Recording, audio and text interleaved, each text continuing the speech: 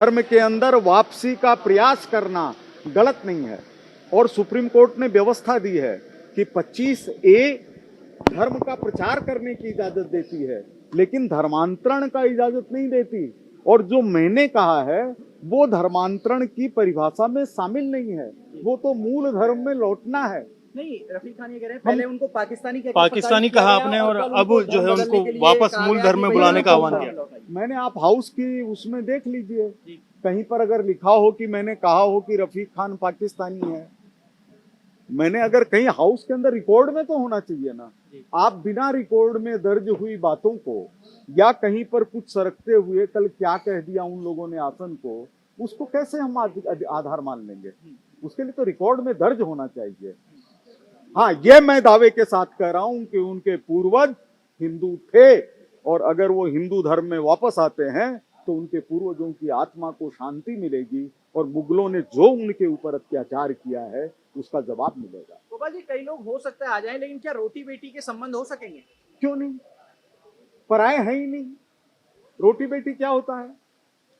हम तो स्वागत करते हैं इसका, क्योंकि हमारा इस्लाम से विरोध नहीं है, ईसाइयत से विरोध नहीं है, लेकिन हिंदुत्व तो महाकुंभ की त्रिवेणी है। दुनिया के अंदर अगर कोई धर्म है, आप ये देखिए, रिलीजन का आप ट्रांसलेशन धर्म में नहीं कर सकते। एक श्लोक है, धीर विद्या सत्यमक क्रोधो दशकम धर्म लक्षण धृति क्षमा दमोस्तेय सोच इंद्रिय निग्रह। यानी धर्म का तो बहुत व्यापक चीज है। अरे एक आपने मैसेज भी दिया कि जबरन नहीं होना चाहिए धर्म परिवर्तन, अगर आप प्यार से सदन के अंदर दिल से बुला रहे हैं तो होना चाहिए। उसके लिए मैं आपको बताता हूँ कि उसके लिए इस धर्म परिवर्तन बिल के साथ में कई तरह की एप्लीकेशंस हैं। आप कोर्ट उसमें जाइए, कलेक्टर के पास में आप फार्म भरिए, आप कहिए कि हम आना चाहते हैं, चले जाइए।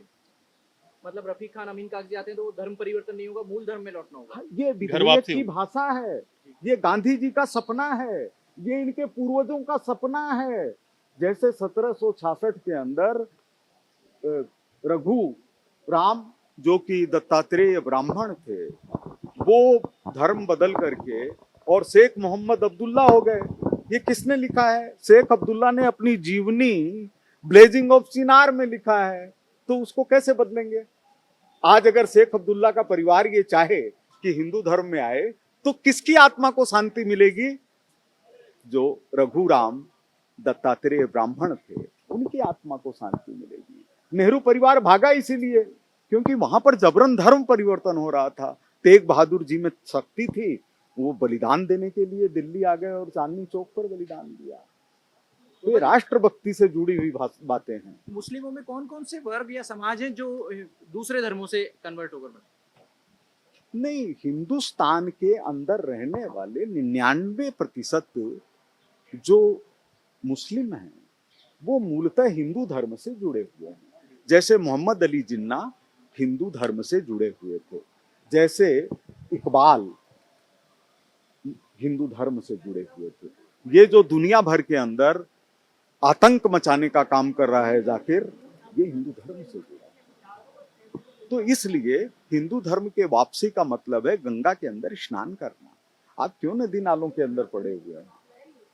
गोपाल जी, एक विपक्ष ने आज कैमरों का विरोध किया, जो नए कैमरे लगाए गए हैं, कहा कि जग्गा जासूस है और बिग ब्रदर सब पर नजर रख रहा है। देखिए, निष्ठा का हनन है। उसको क्या है, इनको गले के अंदर कैमरे दे देने चाहिए हाउस में रहते हुए, ताकि इनके जो अपशब्द बोले हुए हैं हाउस में वो रिकॉर्ड पर आ सके। ये पर्याप्त नहीं है कैमरे, इनके गले में कैमरे होने चाहिए। जो भी हाउस में जाए उसकी हर चीज सामने नजर आए, पता चले मुंह में बुदबुदा रहा है, अध्यक्ष को गाली दे रहे हैं, बाहर जो बोलते हैं वही कम नहीं है।